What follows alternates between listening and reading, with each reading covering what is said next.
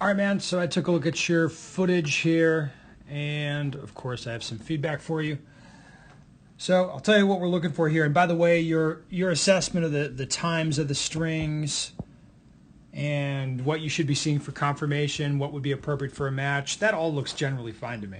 I mean, yeah, I agree with pretty much everything you're saying about that. But this is it's a useful exercise, and it's going to help you kind of learn how to run the gun.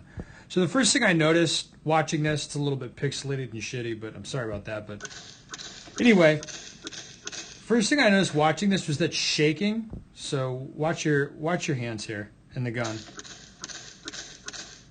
So as I just look at how the gun's behaving in your hands, it looks to me like you're over gripping it with your firing hand. Now the reason it looks like that is because the gun's snapping out of recoil so hard that I'm like, you have to be doing something to return it that hard.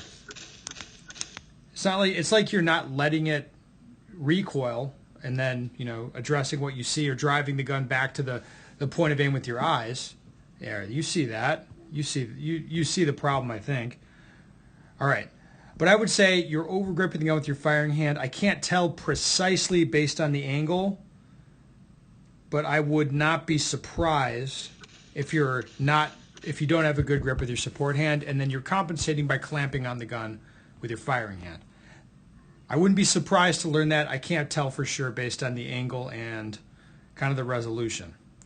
But when we look at this now removes all the doubt. You're seeing your dot flick down here. You're seeing that. You're perceiving it. Definitely that's happening on the target.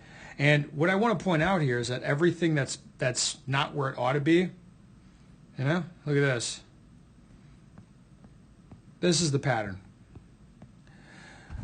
So the fix for this is relax your firing hand, of course. Relax your firing hand. Your thing in here about it was verbally. Yeah, verbally I think your assessment of this was not good. The written stuff was good. So let's listen to what you said verbally here, because I think you feel like you're waiting too long. It seemed like the dot was actually kind of bouncing up into the right as you're going. I think I just mistiming it, and they're coming down here. All right. Breaking the shot a little too late, but right. So that part is bullshit. That's not what's happening. You don't time the shooting and that stops you from hitting off to the left. The problem is, and you're seeing the dot move, but I think not understanding why. The problem is you're pushing the gun that way with your firing hand as you're shooting. That's just what's happening. So the drill for this that I'd recommend doing is trigger control at speed. It's a dry fire drill. You're essentially going to react to the buzzer and rip the trigger back.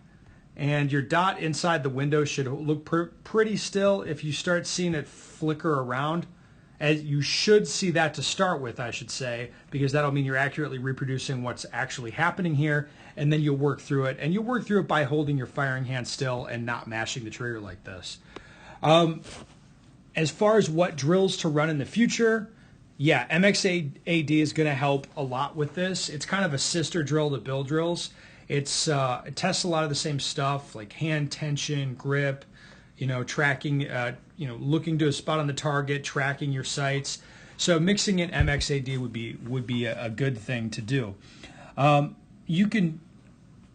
would say things like doubles and Bill drills get you to the core of what's wrong with this.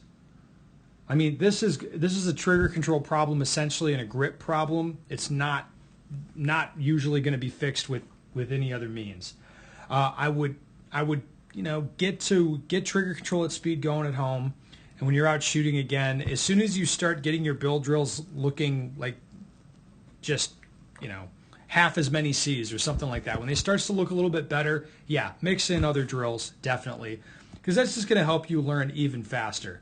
But I want to be sure you take on board that this is a trigger control issue. This is a firing hand issue. You're moving your hand as you're pulling the trigger, and it's not going to get solved any other way. Okay? So that's what I got for you. If you have any questions or comments, put them down below.